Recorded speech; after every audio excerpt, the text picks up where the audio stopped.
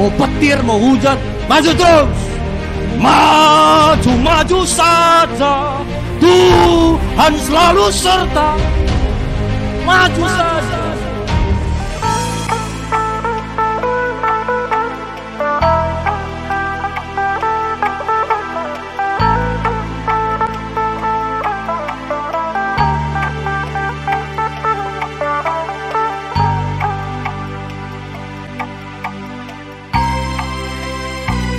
Satu kali ada ahli Taurat pengen coba Yesus. Dia nanya sama Yesus gini, Yesus, gimana caranya supaya aku dapat hidup kekal? Ingat ya, motivasinya itu mencoba Yesus. Gimana caranya Yesus, aku supaya bisa dapat hidup kekal? Yesus bilang sama ahli Taurat itu, apa yang kau tahu isi hukum Taurat? Lalu orang ahli Taurat itu jawab, Lukas pasal 10 ayat 27. Lukas 10, 27 dan 28. Jawab orang itu, kasihilah Tuhan Allahmu dengan segenap hatimu, dan dengan segenap jiwamu, dan dengan segenap kekuatanmu, dan dengan segenap akal budimu. Kasihilah sesamamu manusia seperti dirimu sendiri. Gitu kata orang Farisi. Jawab Yesus ayat 28. Jawabanmu itu benar. Perbuatlah demikian, maka engkau akan hidup. Yesus bilang, udah kau tahu semua itu kan, inti hukum Taurat. Sekarang perbuat, maka kamu akan hidup. Ayat 27 ke atas, dari ayat ini ada urutan yang jelas. 27. Jawab orang itu, yang pertama, kasihilah Tuhan Allahmu. Bapak Ibu, ini prioritas kita. Ini terutama, ini nomor 1.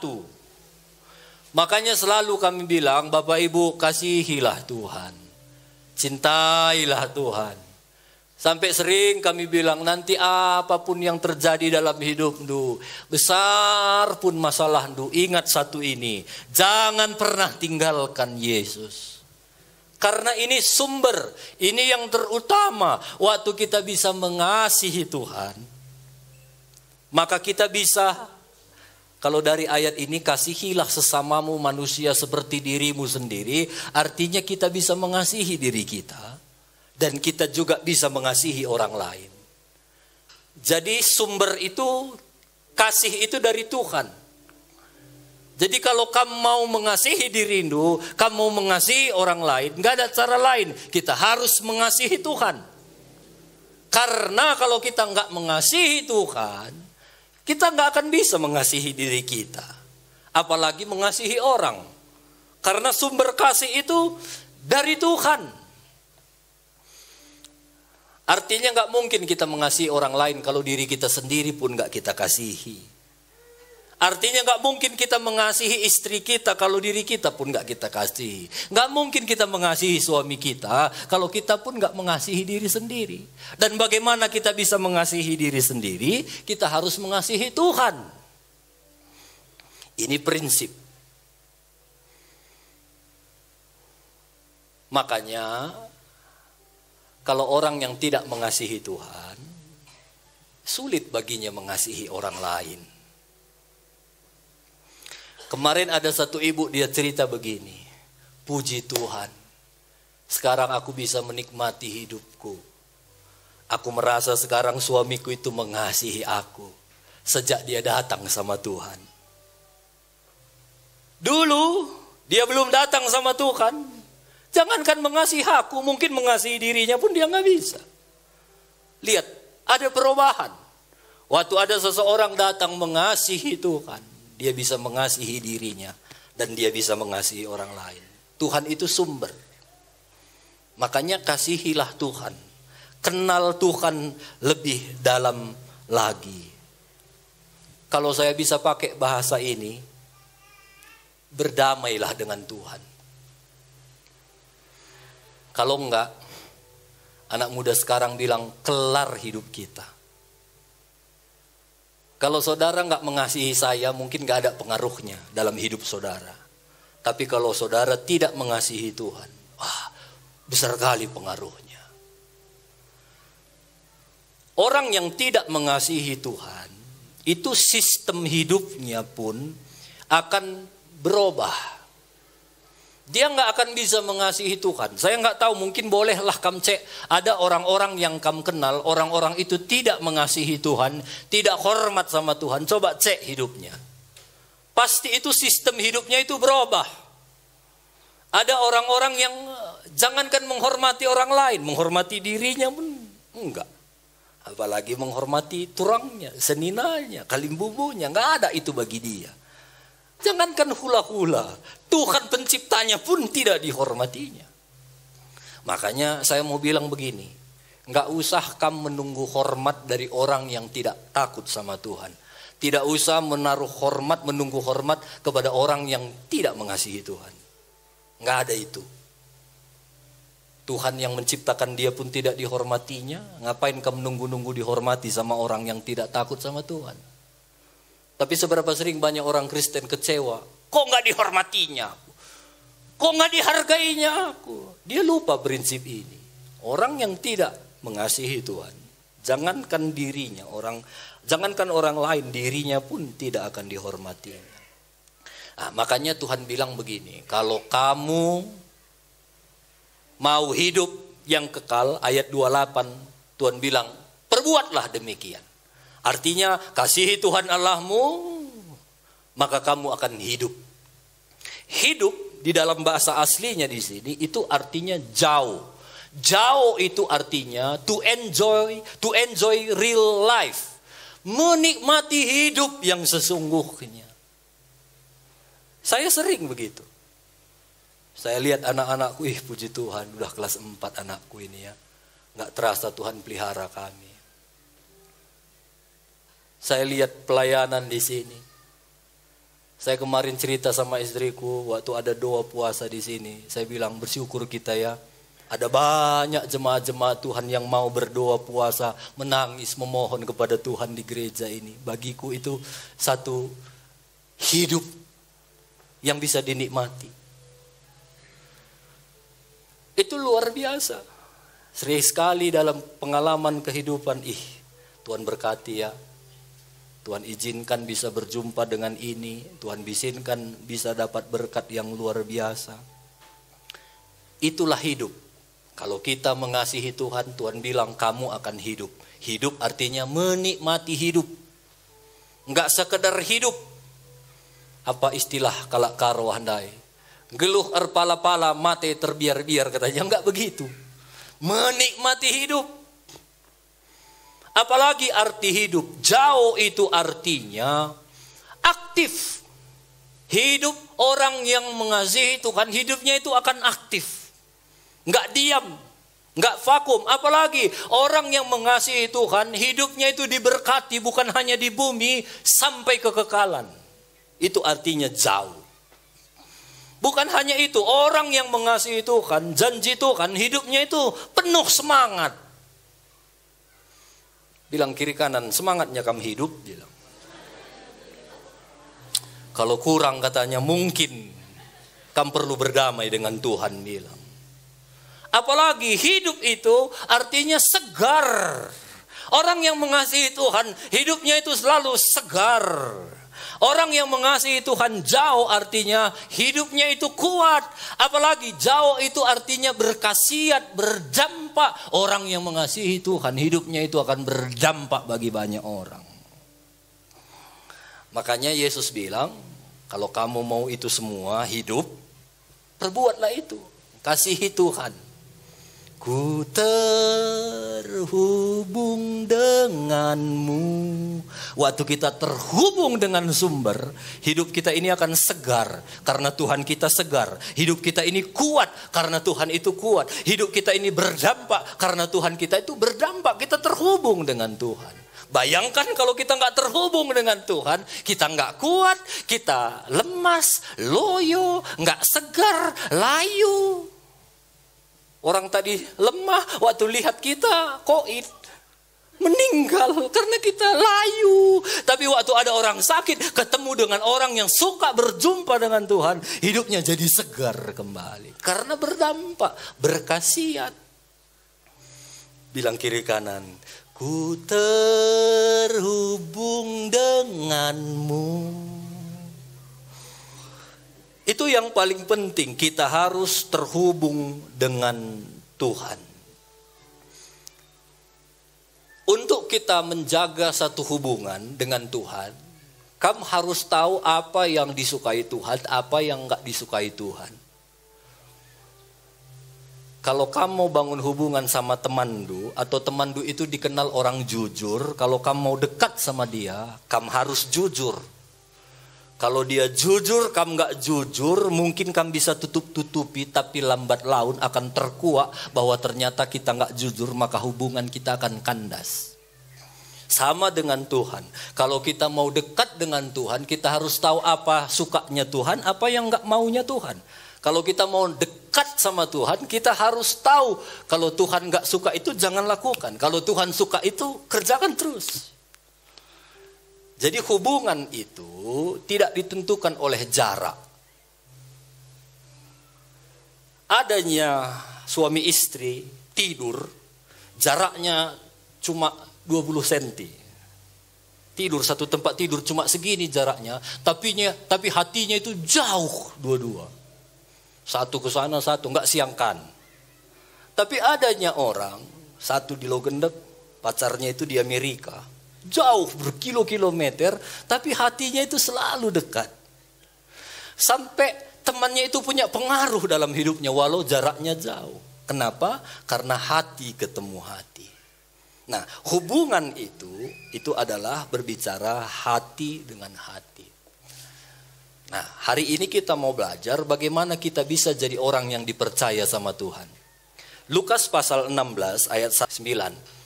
Lalu Yesus bicara lagi kepadanya, dengar, pakailah kekayaan dunia ini untuk mendapat kawan. Supaya apabila kekayaan dunia ini sudah tidak berharga lagi, kalian akan terima di tempat tinggal yang abadi. 10. Orang yang bisa dipercayai dalam hal-hal kecil, bisa dipercayai juga dalam hal-hal besar. Tapi orang yang tidak bisa dipercayai dalam hal-hal kecil, tidak bisa dipercayai juga dalam hal-hal besar. 11. Jadi kalau mengenai kekayaan dunia ini kalian sudah tidak dapat dipercayai. Dengar ini ya jemaat Tuhan. Kalau mengenai kekayaan dunia ini kalian sudah tidak dapat dipercayai, siapa yang mau mempercayakan kepadamu kekayaan rohani? 12. Dan kalau mengenai barang yang dimiliki orang lain kalian tidak terbukti, kalian terbukti tidak bisa dipercayai, siapa yang mau memberikan kepadamu apa yang menjadi milikmu?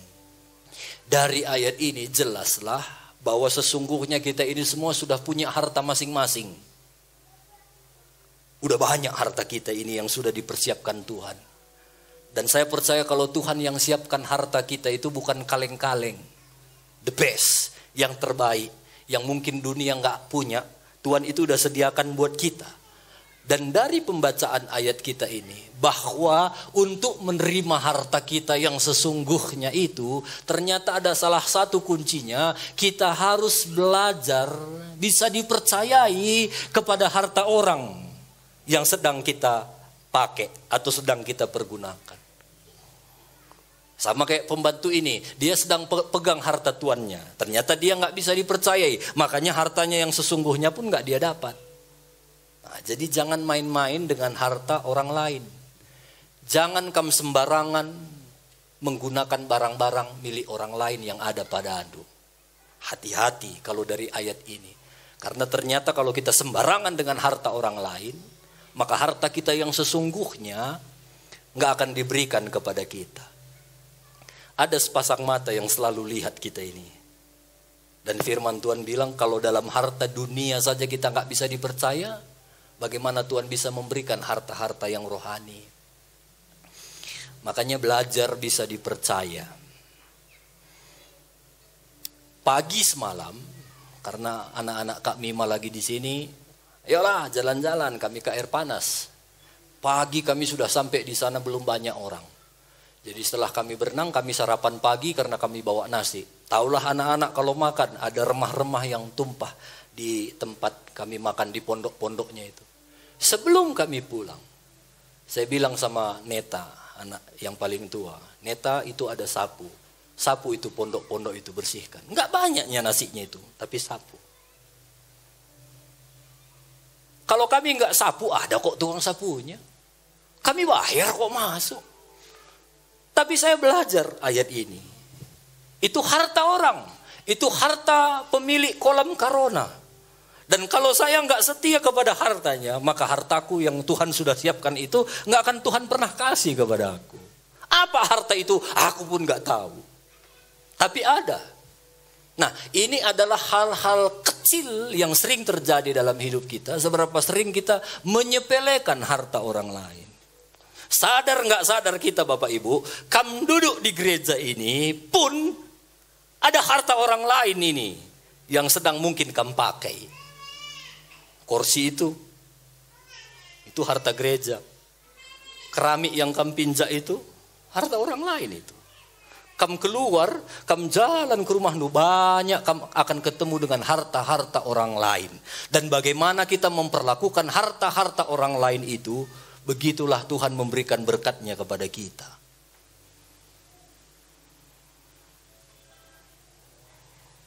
Baru sadar kami ya. Ngeri. Kalau kita nggak setia kepada harta orang lain, maka kita tidak akan diberikan Tuhan harta yang sesungguhnya.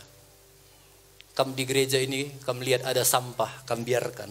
Padahal di dalam itu ambil, masukkan tong sampah, ambil. Kamu biarkan, gak setia pada harta orang lain. Ini rumah Tuhan, maka harta sesungguhnya Tuhan tidak akan berikan kepada hidup kita.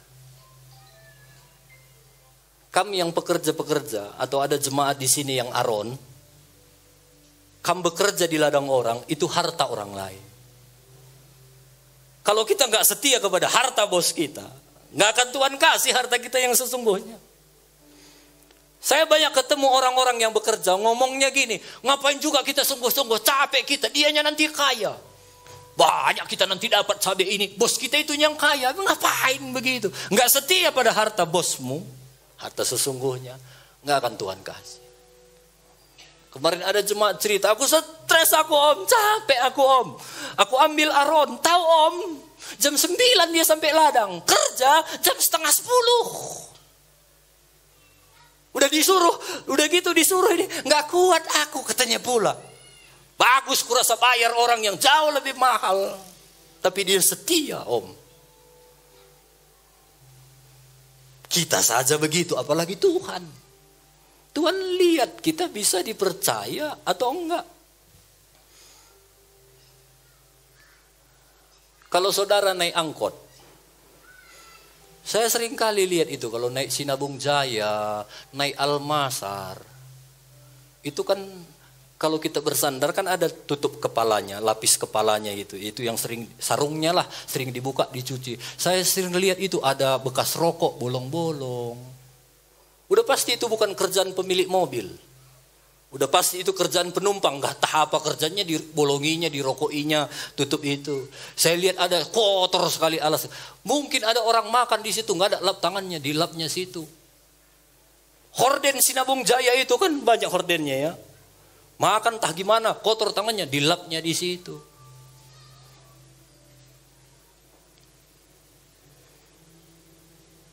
Pertanyaanku, kalau itu mobil tuh, gitu kamu buat?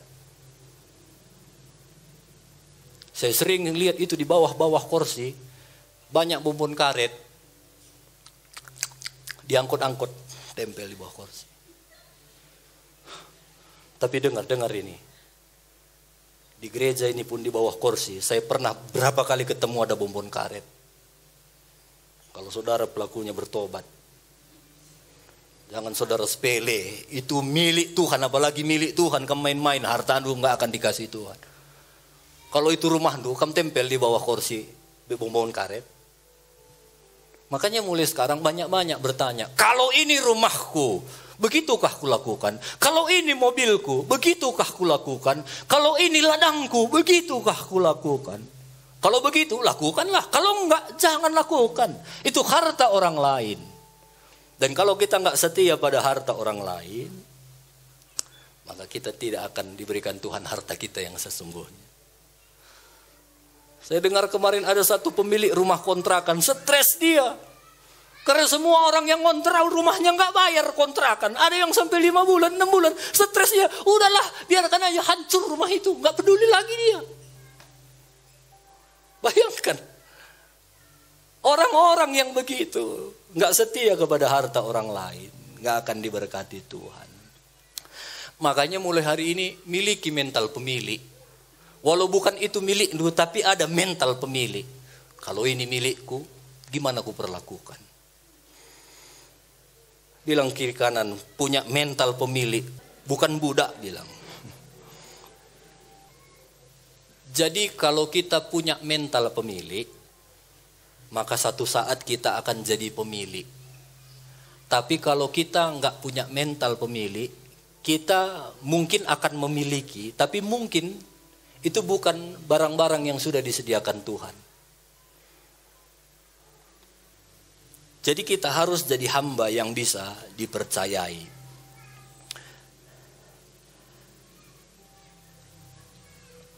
Jadi banyak harta orang lain, nanti coba cek gimana kita perlakukan.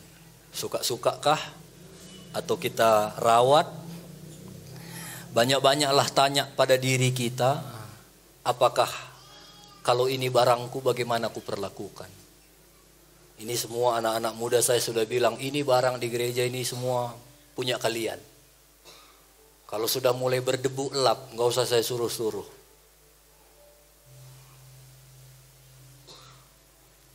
Mau drum, mau keyboard, mau laptop, kamera, elap. Dan kalau mereka lupa elap, aku elap.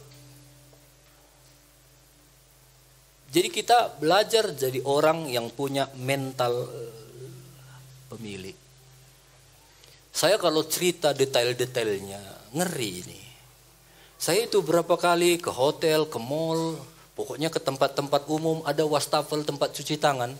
Saya ketemu sama orang cuci tangan, ada lagi sabunnya di situ.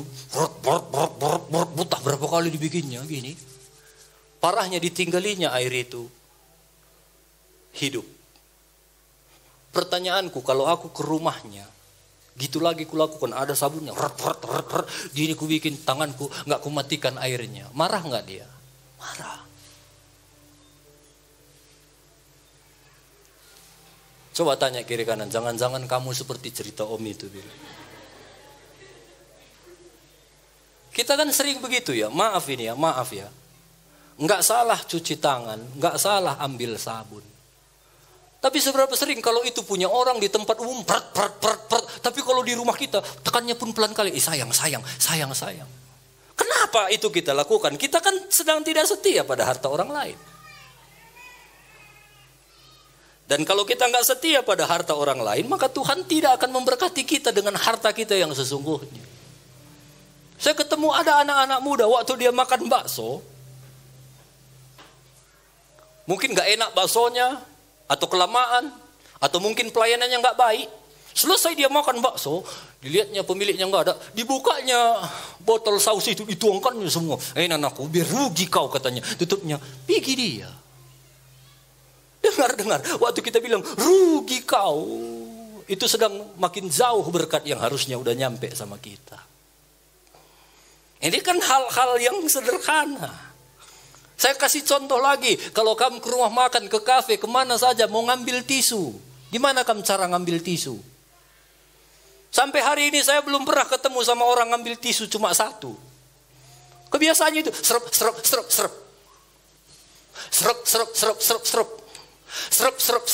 itu yang banyak saya lihat. Nggak salah ngambil tisu, sekali lagi nggak salah ngambil tisu. Tapi kalau itu di rumah begitu kamu buat,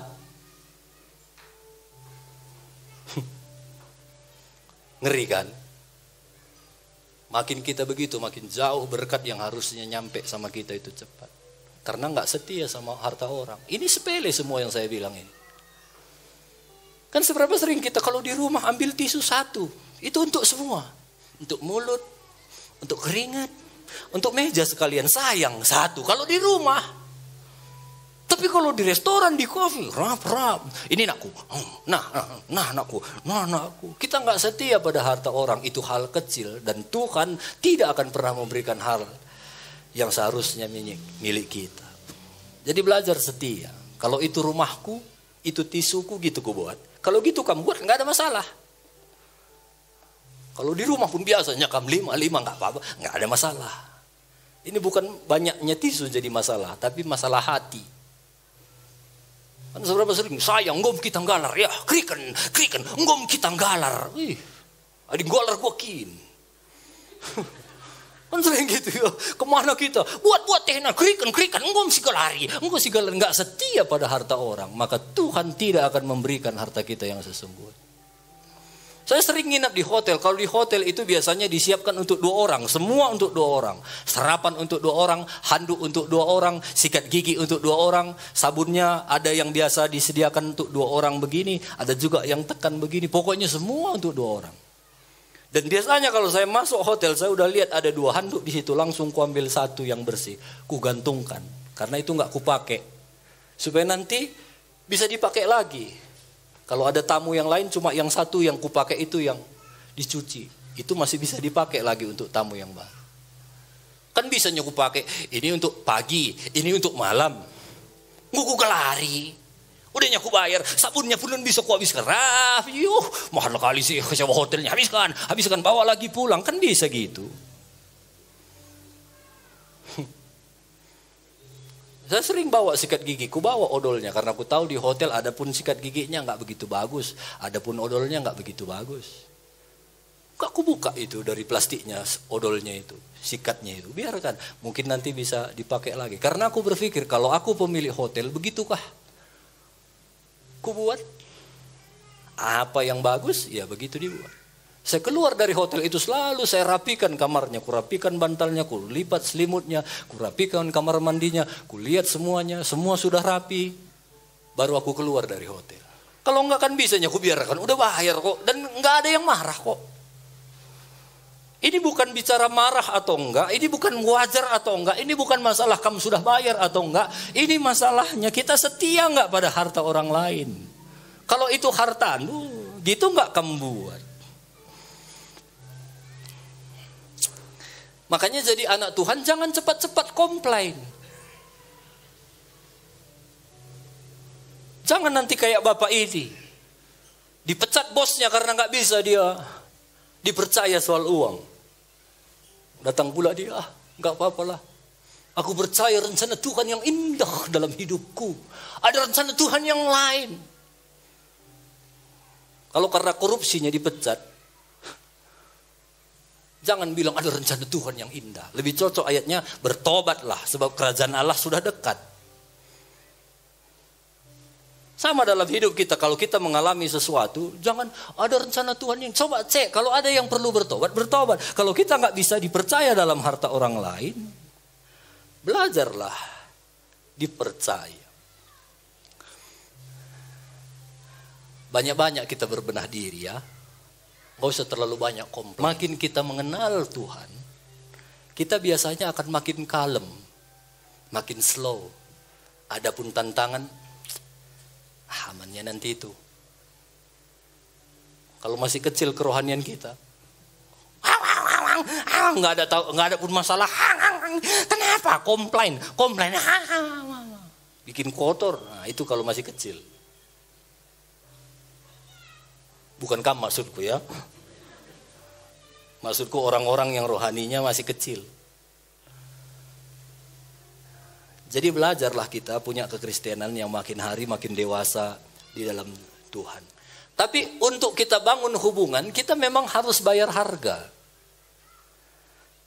Jadi ini saya lakukan. Saya belajar jadi orang kalau bergaul apalagi dengan orang baru, saya bayar harga. Selalu saya bilang sebisa mungkin asal ada berkatku, aku yang selalu bayarin. Karena ini yang diajarkan firman Tuhan. Bangun hubungan dengan uang. Artinya hubungan lebih penting dari uang. Jangan kamu jadikan uang lebih penting dari hubungan. Hubungan lebih penting dari uang. Saya banyak melihat mana mendapat kemudahan-kemudahan setelah kami bangun hubungan. Itu yang saya bilang, banyak yang ditabur, kadang-kadang makan di traktir, memang uang keluar. Tapi ada dampaknya, akhirnya bisa menolong kita. Saya berapa kali, karena pernah bangun hubungan dengan seseorang, itu banyak dapat kemudahan. Satu kali, istri saya ngurus pajak. Saya nggak ingat pajak apa, dia pergi ke kantor pajak, lalu mau urus. Datang yang ngurus pajak bilang begini syaratnya. Keluar lagi istri saya. Datang lagi, ini lagi siapkan. Keluar lagi fotokopi, ini siapkan, gini. Nah, sampai di satu titik, mana kakaknya katanya. Dikasih istriku lah kakaknya.